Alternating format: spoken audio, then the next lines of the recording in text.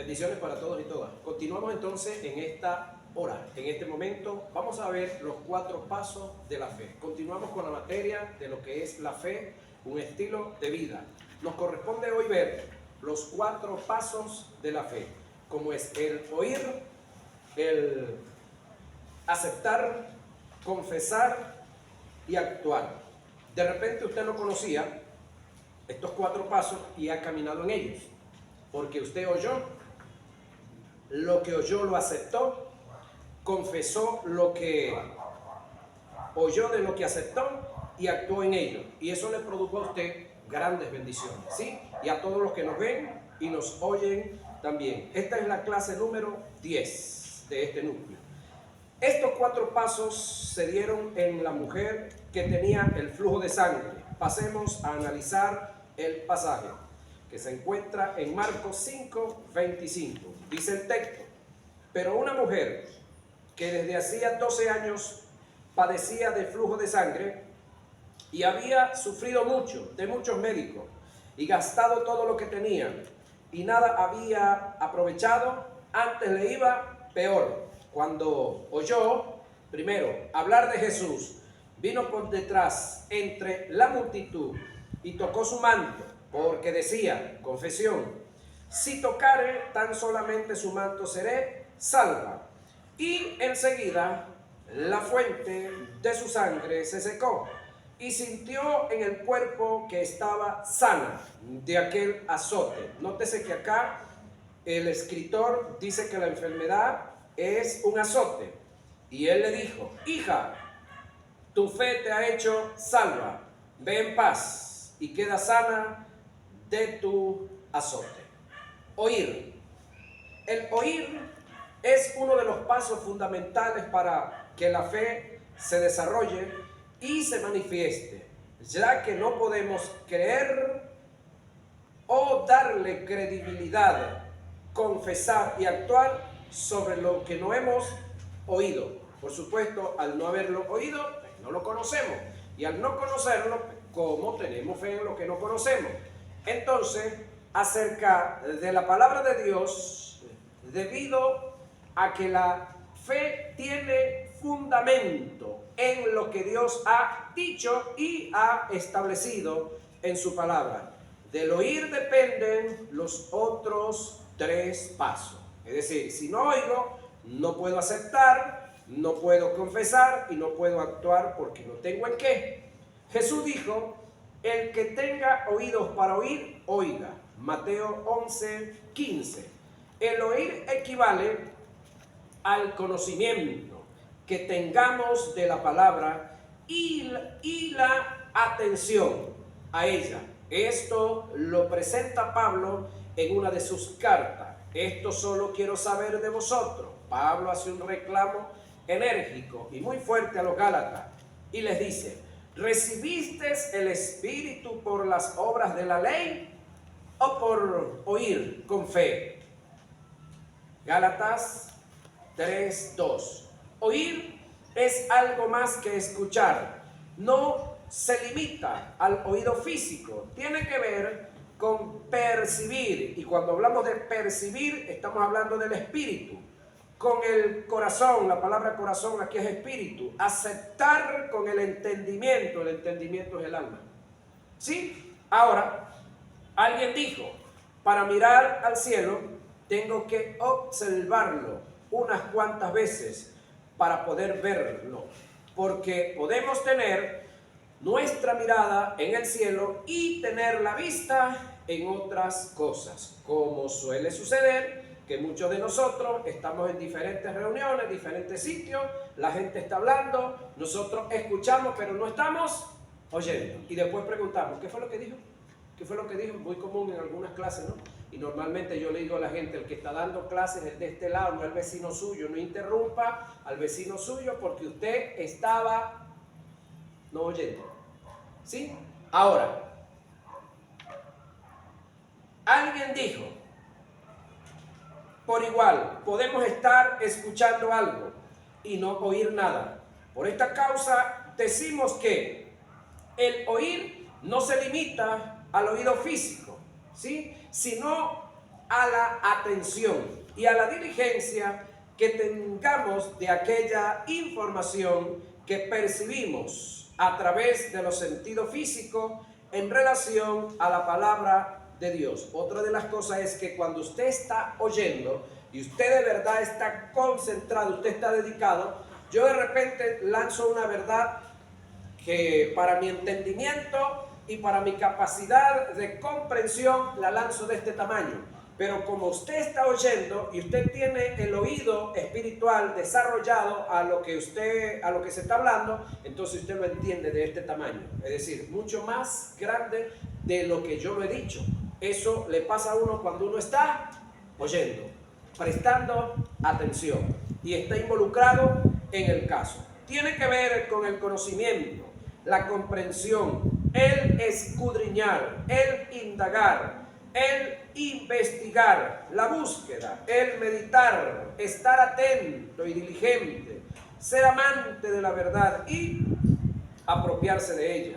Acerca de esto tenemos mucho que decir, dijo uno por allá, y difícil de explicar, por cuanto os habéis hecho tardos para oír, porque debiendo ser ya maestros después de tanto tiempo, tenéis necesidad de que se os vuelva a enseñar cuáles son los primeros rudimentos de las palabras de Dios, y habéis llegado a ser tales que tenéis necesidad de leche y no de alimento sólido. Pablo, hablando a los hebreos en el capítulo 5, versos 11 y 12, les dice que con el tiempo que ellos tenían dentro del cristianismo, con lo que ya tenían conocimiento de toda la ley, los salmos y los profetas, debieran de ser hombres y mujeres que tuviesen los sentidos ya amoldados, excitados, capacitados para oír algo nuevo. Y dice Pablo que no tenían ese adelanto, y aparte de eso, de los escritos que tenían, el Espíritu Santo morando en ellos, y todavía no tenían un nivel de madurez adecuado para él decirle tantas verdades que estaban en él, que las quería decir, pero veía que eran inexpertos, que eran inmaduros. El oír la palabra nos permite desarrollar y preparar un fundamento sólido para desarrollar una vida de fe. Nunca descuidemos el estudio de la palabra y lo que conlleva. Pedro dijo: no es justo que nosotros dejemos la palabra de Dios para servir a las mesas. Nosotros persistiremos en la oración y en el ministerio de la palabra. Eso está en Hechos 6, 2 y 4. Analizaba esta mañana libro de Proverbios, donde dice el escritor: instruye al niño en su camino, y aun cuando fuere viejo no se apartará de él. Como dice el texto, instruye al niño en su, no es en el tuyo, es en el de él. ¿Sí? Y otro más adelante dice por allá, hablando de los niños también: la necesidad está ligada al muchacho, mas la vara de la corrección la alejará de él. ¿La qué? La vara de la corrección. No la corrección con una vara, ojo. ¿Sí? La vara de la corrección, no la corrección con una vara. Sin embargo, hay extremos en los cuales hay que hacer corrección con vara, pero no es el objetivo, no es el plan. El texto dice la vara de la corrección, pero cuando interpretamos mal, entonces buscamos de una vez la vara, ¿verdad? El mandador, el rey, la correa. Ajá. Ahora, la corrección, la enseñanza viene siendo como una vara que golpea y que va formando y que va educando. Entonces, por eso es que la Biblia es un libro que se lee para estudiar. Hay que analizar lo que está escrito, cómo está escrito, por qué se escribió, quién escribió y para qué. Ahora, eso es en cuanto al oír. Hay que afinar el oído, hay que pararle a la gramática, hay que pararle a la etimología de las palabras, ¿sí? del griego, un poco del hebreo, lo que alcancemos a obtener, pero hay que prestarle atención, es decir, hay que estudiar sobre el oír un poco más. Ahora, luego del oír, vamos a aceptar, porque si no oímos, ¿qué podemos aceptar? Nada, no podemos aceptar nada si no hemos oído primero. Ahora, si no oímos, por supuesto, alguien nos habló, pero yo no oí, escuché, pero no oí, bueno, ¿qué voy a aceptar? Ahora, para aceptar, tengo que haber oído. ¿Qué oí? Y el oír o el aceptar tiene que ver con la aprobación, con un secundar, con una conformación. Aceptar tiene que ver con entender que la palabra de Dios no falla. Aceptar tiene que ver con el entender que la palabra de Dios no regresa vacía. Aceptar tiene que ver con el entender que Dios no miente. Aceptar tiene que ver con entender que Dios primero deja de ser Dios antes de dejar de cumplir su palabra. Esto es extremo yo. Es decir, Dios con su palabra se la está jugando. Ahora, ¿cree usted que Dios va a comprometer su palabra y no va a estar seguro de que la puede cumplir? Es decir, cualquier cosa usted le puede achacar a Dios, pero de tonto y de no calcular bien, ahí sí no la tiene. Aceptar tiene que ver con el estar persuadido de las verdades del reino de Dios. El estar persuadido es más que un mero convencimiento de la verdad, porque el término persuadido tiene que ver con el espíritu, porque el convencimiento está en el alma, y esto es más allá del alma. El convencimiento es intelectual, almático, es algo que tiene que ver con lo relativo. El estar persuadido es un convencimiento absoluto en el espíritu, es aquello que te lleva a tener una firme determinación hasta el punto que por nada abandonas la verdad que tiene relación con el reino de Dios. Pero persiste tú en lo que has aprendido y te persuadiste, sabiendo de quién has aprendido y que desde la niñez has sabido las sagradas escrituras, le dice Pablo por allá a Timoteo. Una vez que oigo la palabra, debo aceptarla, sin cuestionar, ni vacilar, ni opinar, entendiendo que esta, la palabra, es la verdad de Dios y que Él no miente. Más adelante, cuando tratemos el punto de la integridad de Dios y de su palabra, desarrollaremos mejor este punto que tiene que ver con que Dios no miente. Pablo dijo, pero teniendo el mismo espíritu de fe, oiga esto, conforme a lo que está escrito, creí, ya va, pero teniendo el mismo espíritu de fe, ¿de quién? Del que mandó a escribir. Pero teniendo el mismo espíritu de fe, ¿de quién? Del que escribió.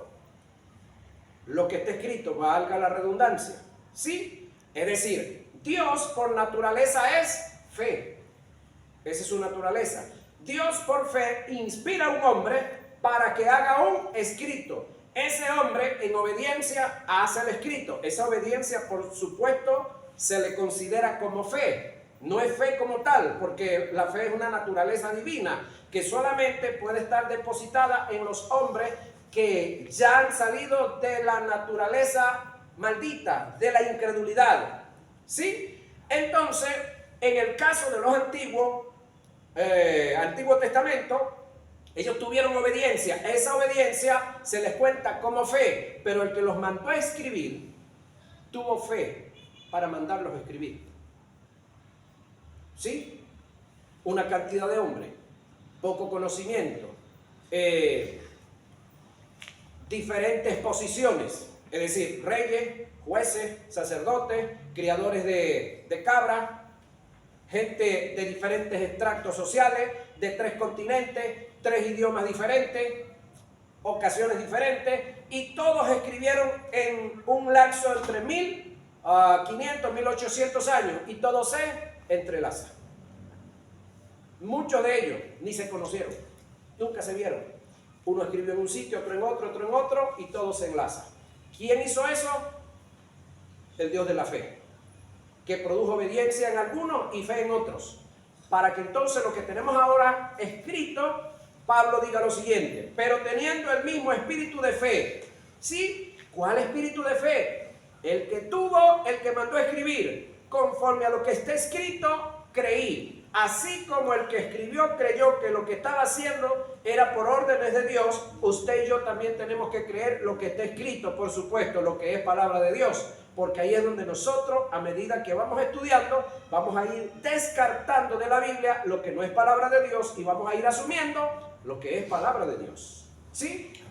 Eso está en 2 Corintios 4:13. Sin embargo, ese texto todavía le falta un poquitico más, que lo vamos a desarrollar más adelante. Confesar es el tercer paso. El primero es oír. Sí, el segundo es aceptar. Y el tercero es confesar. En la carta del apóstol Pablo a los romanos encontramos el principio acerca de confesar, sobre lo que se ha creído y se ha oído.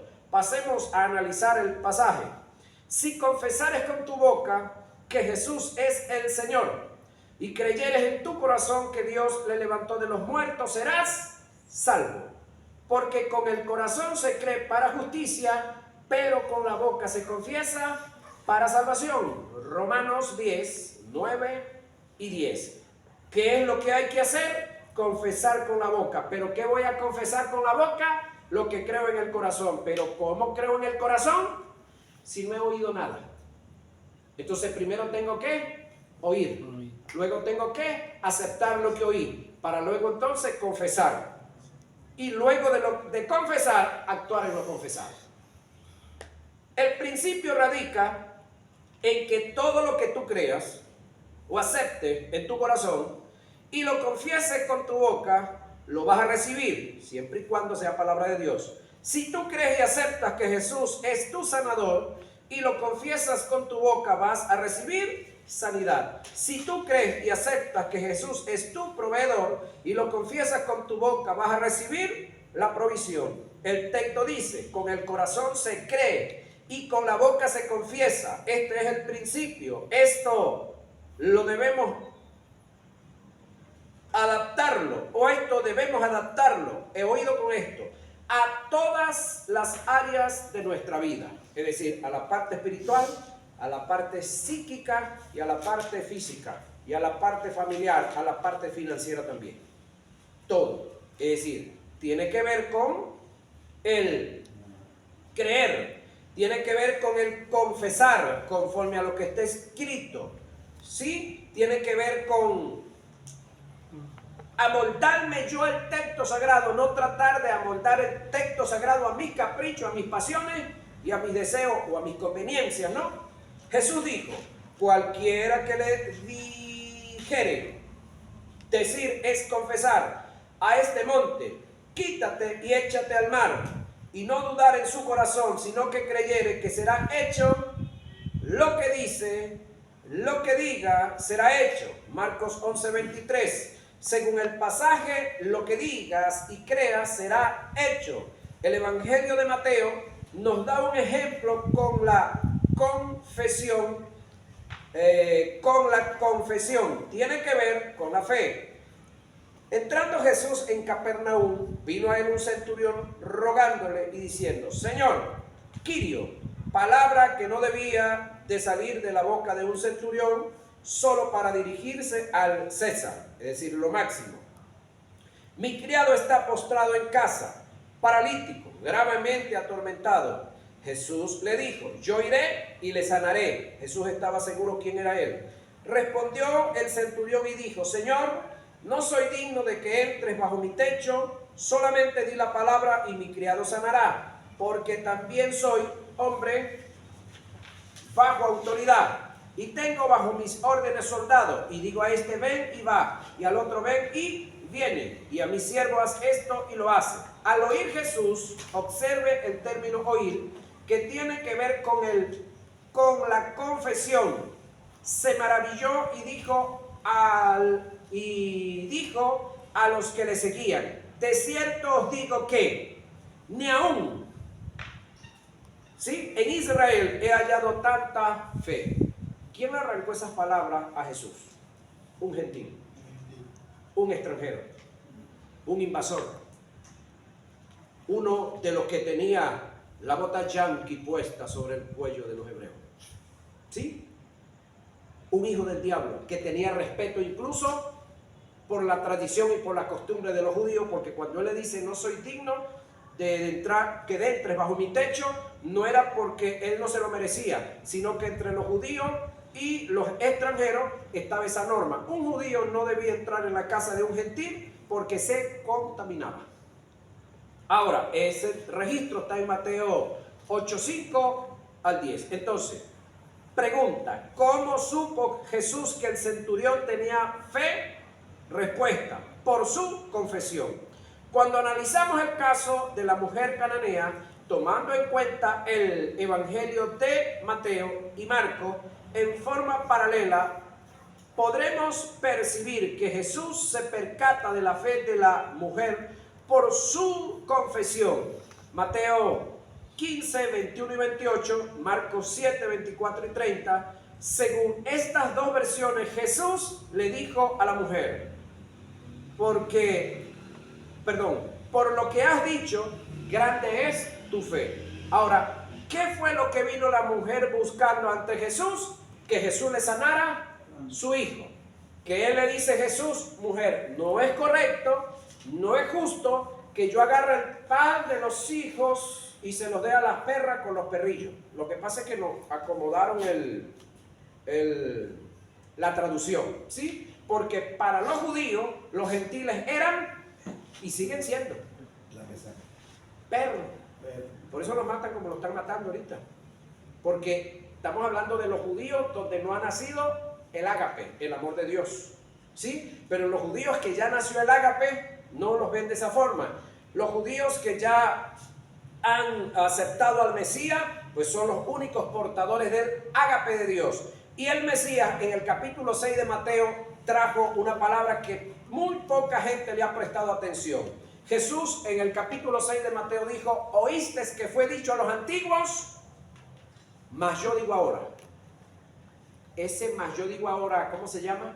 Rebeldía, desafío contra la ley. No, se llama reforma, se llama cambio, se llama vengo a transformar lo que el comienzo que se hizo, viene el cambio. Y el cambio no es el que anda por aquí vago, delincuente, aquí en Venezuela, no. El cambio espiritual de los hombres, la transformación. ¿Y la traía quién? Jesús. Y luego él le dice que amemos a nuestros enemigos. Si tu enemigo tiene hambre, échale veneno. Si tiene sed, dale racumín. No. Eso es lo que no se está haciendo ahorita ya. ¿Por qué razón? Porque no se aceptó el mensaje del Mesías. Si se hubiese aceptado el mensaje del Mesías, esas cosas no estuvieran pasando. Ellos estuvieran entonces en Éxodo 14:14, confiando: Jehová peleará por nosotros y nosotros estaremos tranquilos. Pero eso pasó allá, cuando estaban medio en el espíritu. Ahorita están más carnales que más nunca. En la pura chuleta andan ahorita. Ahora, cuando analizamos el caso de la mujer que tenía el flujo de sangre, tomando en cuenta las culturas, podemos inferir fácilmente que esta mujer tenía una fe impresionante. Toda persona era inmunda y su inmundicia estaba oculta. Debía vociferarla con el fin de que nadie se le acercara y evitara tener roces para no contaminar con su inmundicia las personas que no vociferaba a las personas. Ahora, la persona que no vociferaba su inmundicia era merecedora de la pena capital, en este caso la lapidación, pena de muerte. En el caso de ella, al salir a la calle tenía que ir gritando: soy inmunda, soy inmunda, soy inmunda, así como una sirena, bien sea de cualquiera de los cuerpos oficiales que las usan y la gente la oye y se aparta para los lados. Así tenía esta mujer que ir gritando, pero ella por dentro, ¿qué era lo que decía? Si tan solamente tocar el manto seré salva. Si tan solamente tocar el manto seré salva. Sana, salva. Esa era la expresión de ella. ¿Sabía esta mujer que estaba arriesgando su vida? Sí. Sí. ¿Sabía esta mujer o regresaba con la sanidad o no regresaba más nunca? ¿Sí? En el caso de su acercamiento a Jesús, también tenía otro problema grave, que al verla a ella siguiendo a Jesús dentro de la multitud, entonces en la sinagoga donde se congregaba le iban a hacer así, mire, excomulgada, botada, no podía congregarse más allá. ¿Por qué razón? Porque estaba siguiendo a Jesús. Entonces, otro gran detalle, el riesgo no meramente era un riesgo desde el punto de vista físico, sino desde el punto de vista moral y pudiéramos decir espiritual en cuanto a la vida congregacional.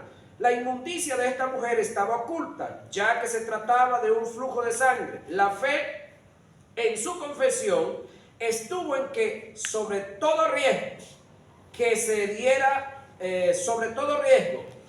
dieron, en vez de vociferar su inmundicia, confesaba su sanidad, porque decía, si tan siquiera tocar el manto seré sana. Cuando oyó hablar de Jesús, primer paso, vino por detrás entre la multitud y tocó su manto, porque decía su confesión, si tocare tan solamente su manto seré salva. Marcos 5, 27 y 28.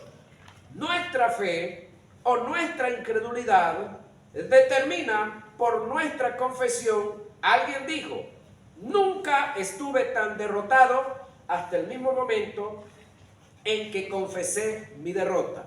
Proverbios 18:20 dice, del fruto de la boca del hombre se llenará su vientre y será saciado del fruto de sus labios. Por supuesto, lo que se dice por los labios es porque viene ¿de dónde?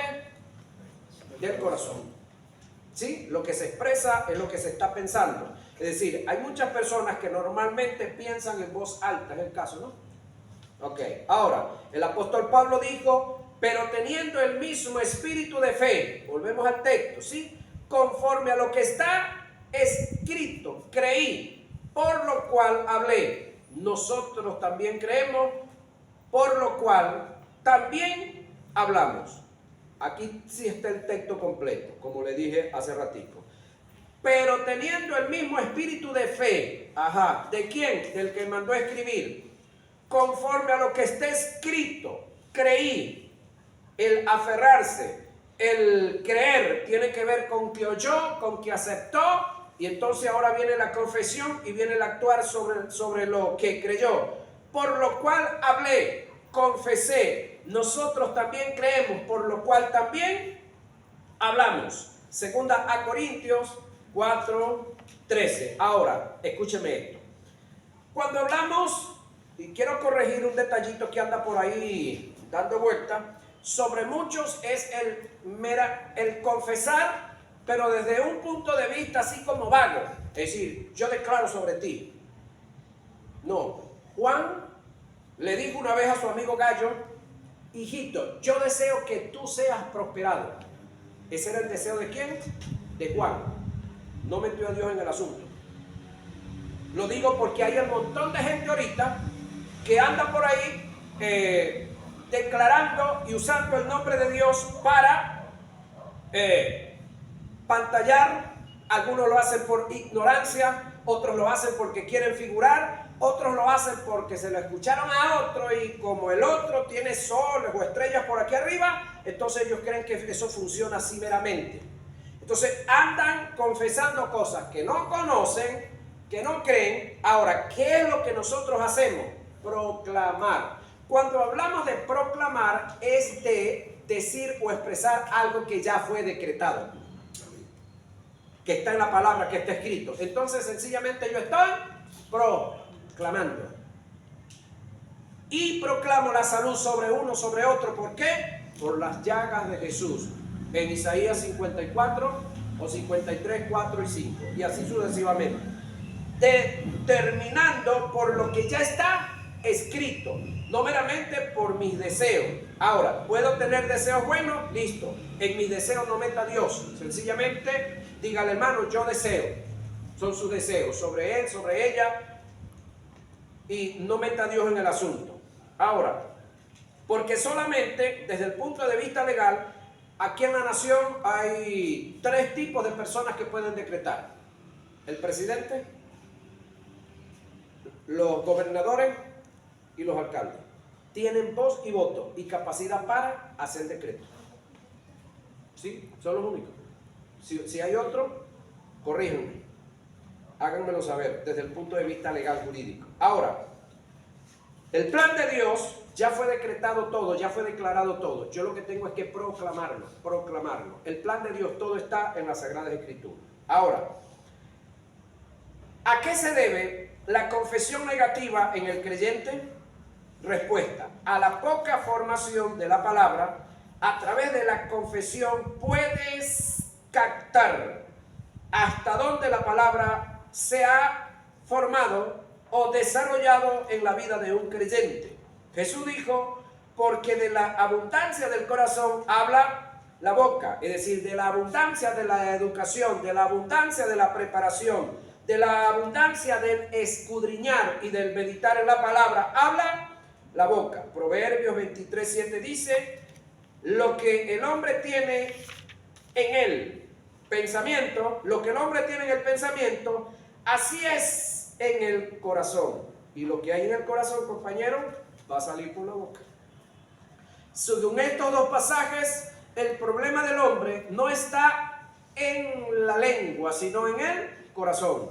Cuando hablamos de la formación de la palabra de Dios en el creyente, estamos expresando la necesidad de un cambio de carácter y conducta que corresponde con la condición espiritual interna, es decir, en nosotros se dio una metaneuma, ¿sí? Espíritu, neuma, metaneuma, nuestro espíritu estaba muerto y resucitó.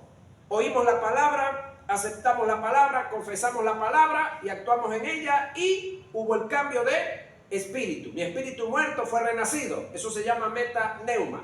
Entonces ahora tenemos que ir a una metanoia, cambio de mente, cambio de pensar. Es decir, mi mente es el campo de batalla en el cual el diablo ha venido trabajando y trabajó por todos los tiempos mientras estaba desubicado yo de Dios. Y una vez que yo acepté a Jesús, entonces ahí va a ser una de las áreas más fuertes donde va a estar la batalla de introducir la palabra, que la tengo que hacer yo, y el diablo va a seguir tratando de bombardearnos con los malos pensamientos. Ahora, ¿no van a venir malos pensamientos? Sí van a venir. Es imposible que un pájaro pase por aquí, casi todas las noches pasó ya más temprano, y pegan una cantada, ¿sí? Ok, es imposible que los pájaros pasen por ahí, pero sí es posible que yo los pueda correr, es decir, si se paran aquí, se quedan aquí, comienzan a hacer bulla, los podemos correr. Entonces los malos pensamientos van a venir a nosotros, amén. No, eso viene a mí nada más, ustedes no, ustedes son tan sanos ahí que eso no les viene, ¿sí? Ajá. Pero sí estamos en la capacidad de correrlos una vez que vienen. ¿Cómo los corremos? Llenando nuestra mente de la palabra del Señor. Porque o llenamos nuestra mente de la palabra del Señor o el diablo la llena de basura. Ahora, a fin de que pueda darse conformidad moral con la palabra y que de ellos dependan nuestras acciones y nuestras confesiones, Pablo expresa la necesidad de que hay de la formación de la palabra en el creyente, hablando de la mente, hablando de la noia, metanoia, cambio de mente, porque ya el cambio espiritual, lo imposible para nosotros, ya lo hizo el Espíritu Santo, que fue darnos vida eterna, fue sacarnos del estado de condenación y colocarnos en estado de justicia. Ahora, el cambiar nuestras acciones ya va a depender de nosotros. Primera de Pedro, capítulo 2, dice que debemos de desechar nosotros. Pablo en Colosenses 3:5, si mal no recuerdo, dice, desvestíos del viejo hombre y vestidos del nuevo. ¿Quién se va a desvestir? Yo.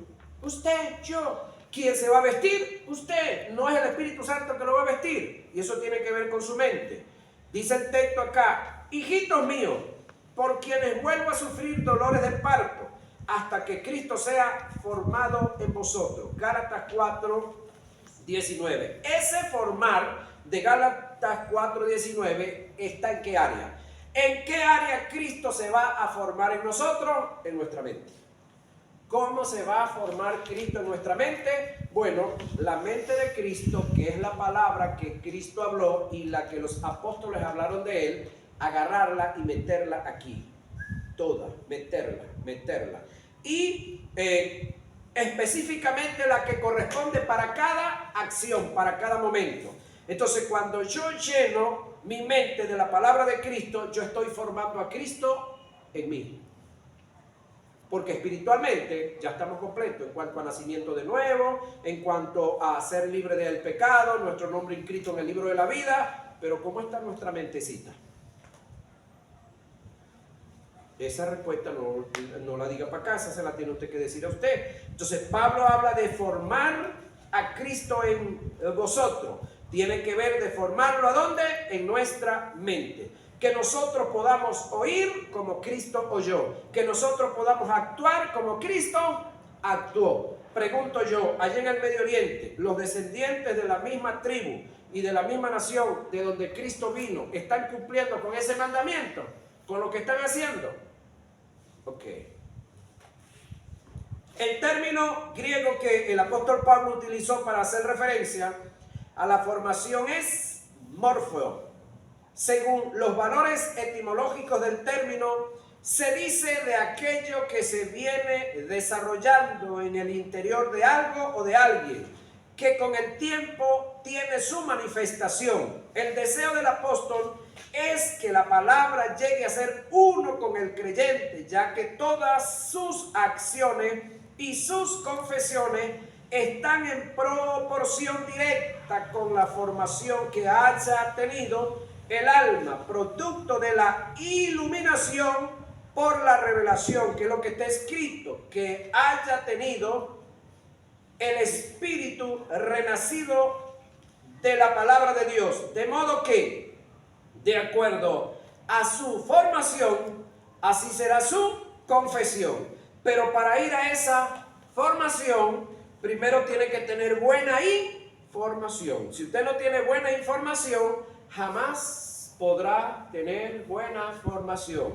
Entonces, ¿qué es lo que estamos haciendo aquí? Dándole lo único que yo le puedo dar, información. Pero yo no le puedo formar a usted nada. Yo lo que le puedo es informar. ¿Quién se va a encargar de formar en usted lo que Dios quiere que usted sea? Usted mismo. Esa es tareita suya. No puedo hacer nada. Ahí yo le voy a decir como el chico que atiende en un hotel y llega una chica y le dice: amigo, quiero que me des una habitación y me des un baño. Y el chico le dice, el recepcionista le dice: la habitación te la puedo dar, pero el baño te la vas a dar tú solita porque yo estoy aquí trabajando. ¿Sí? La información, aquí está. ¿Sí? Está grabada, está en video, está escrita, pero la formación ya es tarea suya. Leer usted, escudriñar usted, meditar, apartar un poquitico del tiempo de Facebook, del WhatsApp, de los amigos, de la amiga, de la comadre, del compadre, del deporte, y dedicarse un poco más para la formación de su alma. Porque su espíritu ya está listo, está completo, pero su alma ahora es que le falta. A la mía también, yo sé. Por eso le dedico tiempo también a escudriñar, a estudiar, a revisar, a oír a otro, a analizar a otro y a hacer correcciones que me toca corregir. Porque no crea que con todo y este tamañote que usted ve y todo lo que usted oye de mí, todavía hay cosas que yo necesito aprender y hay cosas que necesito corregir también. Ahora, cuarta y última paso de la fe. Para mayor comprensión del tópico, debemos hacer una diferencia de los términos creer y fe. Vamos a ver. El término fe viene del griego pistis, que gramaticalmente se conoce como un sustantivo. La fe es la fuerza que está en el espíritu renacido. ¿Dónde está la fe? En el espíritu renacido. Es decir, es la fuerza sobrenatural que está en el espíritu renacido. ¿De quiénes? De los que han nacido. Nacido de nuevo. Ahora pregunto, ¿los que no han nacido tienen fe? No. Lamentablemente no. Si hay una sola fuente para la fe, y Hebreos me dice que la fuente es el autor y consumador de ella, y se llama Jesús, solamente los que estamos en Cristo Jesús somos portadores de la fe. Amén. Todos los demás, con mucho respeto se los digo, no tienen fe. Tendrán cualquier cosa, pero fe no tienen. ¿Por qué razón? Porque hay una sola fuente, hay un solo autor, hay un solo lugar donde conseguirla, y es Jesús. Y es Jesús. Hebreos capítulo 12, verso 1. Lo dice, creo que lo hemos visto varias veces. Ahora, los que ya estamos en Jesús, tenemos esa fuerza y está en nuestro espíritu renacido, y que lo capacita a quien, al que nació de nuevo, para aceptar la verdad de Dios sin vacilación alguna. El término creer viene del griego pisteos, que gramaticalmente es un verbo que indica una acción. En la expresión de algunas personas, ellos dicen: yo sé que la Biblia es la verdad de Dios, pero me cuesta creerla. Implícitamente hay fe. ¿Qué es la capacidad que se tiene para aceptar la verdad de Dios? Lo que le falta es creer, que tiene que ver con la acción. El creer es el ejecútese de la fe. El actuar es uno de los pasos de la fe, y es el más determinante, ya que es como el detonador que activa el poder de Dios para que se alcance el objetivo para lo cual se creyó. Nada hacemos con oír, aceptar y confesar y no actuar. Es como que si no hubiésemos creído.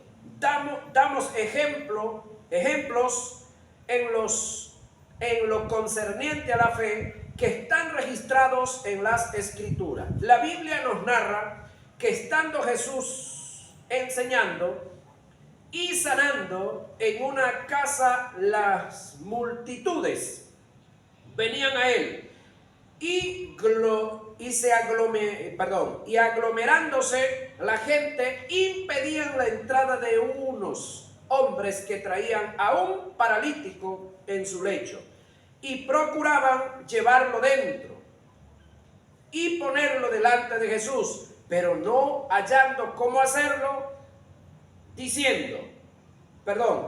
decidieron abrir un hueco en el tejado, es decir, en el techo, y por allí bajar al paralítico. El texto dice que Jesús, viendo la fe de ellos, no la del paralítico, la de ellos, sanó al paralítico. Es decir, ¿hubo una acción acá? Sí. ¿De quién fue la acción? ¿Del paralítico?